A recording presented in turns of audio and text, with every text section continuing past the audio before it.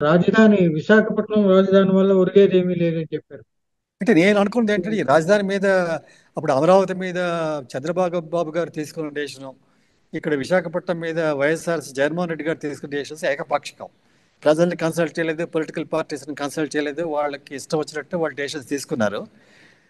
అలాగే డెసిషన్స్ ప్రజాస్వామ్యంలో అది అది అది మంచిది కాదు. అది ఇప్పుడు అమరావతి ఉంది. ప్రజాస్వామ్యం అమరావతిలో అమరావతి ఏమండి అమరావతిని రాజధానిగా ప్రకటించినప్పుడు అక్కడ భూములు వాల్యూ అది బాగా పెరిగి రియల్ ఎస్టేట్ దందా జరిగిందని ఆరోపణలు వచ్చాయి. అంటే తప్పకుండా, జగన్మోహన్ ఎందుకంటే రెడ్డి రాగానే అవును, జగన్మోహన్ రెడ్డి రాగానే దాన్ని పడిపోయాయి అవి. వేలాది ఎకరాలు మంచి అగ్రికల్చర్ ల్యాండ్ తీసుకొచ్చి దాన్ని కమర్షియలైజ్ చేయడానికి ట్రై చేశారు. కొంతమంది సింగపూర్ అదే. కంపెనీ తీసుకొస్తాం ఇవన్నీ పెట్టారు. పెట్టి ఆ, అందులో కమర్షియలైజ్ అవ్వగానే ఏదో వాల్యూ షూట్ అయిపోయింది. దానివల్ల వచ్చినటువంటి లాభాలు చిన్నకారు రైతులకి, టెనెంట్స్కి, అగ్రికల్చర్ వర్క్కి ఇక్కడ రాలేదు. చాలామంది నిర్వాసితులు అయ్యారు. ఈ భూకామందులు ఉంటారు, యాబ్సెంటీ ల్యాండ్ లార్డ్స్, వాళ్ళకి వచ్చింది లాభం ఇది. కానీ ఆ, మొత్తం మీద ఏమైందంటే ఆ ఏరియా ఒక్క హైకోర్టు బిల్డింగ్ను, ఏదో చిన్న సెక్రటేరియట్, ఆ ఫౌండేషన్స్ కూడా దాని మీద డౌట్ వచ్చింది. అప్పుడు కొన్ని క్రాక్స్ వచ్చాయి, వర్షాకాలంలో లీక్ అవునవును, అయింది. అవునవును. ఎందుకంటే అక్కడ ఉన్నటువంటి సాయిల్ కూడా సరిపోదు.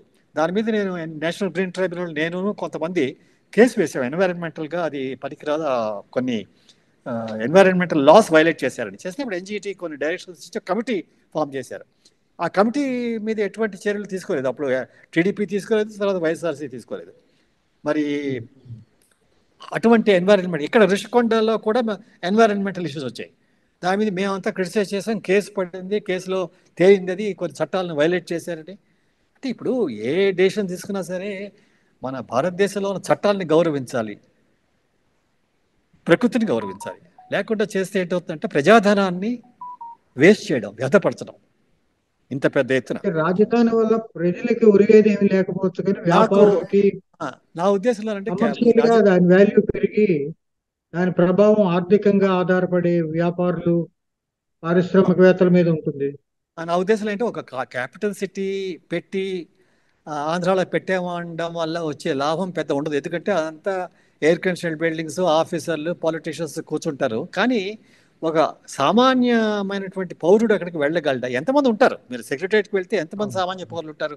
ట్రైబల్, ఒక ఒక ఒక దళిత్, ఎంతమంది ఉంటారు? అంతా మోస్ట్లీ కాంట్రాక్టర్లు, బ్రోకర్లు వీళ్ళే ఉంటారు. ఇప్పుడు విశాఖపట్నం వచ్చినా కూడా ఎంతమంది వెళ్ళగలరు? అవును. కానీ నా ఉద్దేశంలోనంటే మీకు ఒక ప్రజల దగ్గరికి ప్రభుత్వాన్ని తీసుకెళ్లాలంటే వికేంద్రీకరణ. ఒకవైపు ఈ స్థానిక సంస్థల్ని బలపరచడం, వాళ్ళకి కొన్ని అధికారాలు ఇవ్వడం, అలాగే గవర్నమెంట్లో కూడా అధికారాలు కొన్ని వికేంద్రీకరణ చేయడం చేసి పబ్లిక్ అకౌంటబిలిటీ ఇంక్రీజ్ చేయాలి. పబ్లిక్ అకౌంటబిలిటీ ఇంక్రీజ్ చేయగానే అప్పుడు ప్రభుత్వం తాలూకు పనిచేయడం తీరు మారుతుంది. అది అది లేకుండా ఏదో జగన్ బిల్డింగ్ జగన్ గ్రామ సచివాలయాలను పెట్టాడు కదా.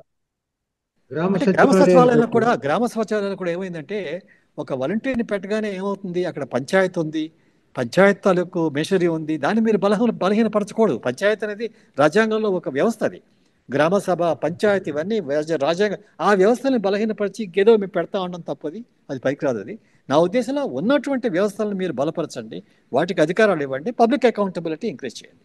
ఈ చంద్రబాబు నాయుడు గారికి మీరు ఇచ్చే ఇంకా సలహా ఏమైనా ఉంది సార్? అంటే ఇప్పుడు జనసేన.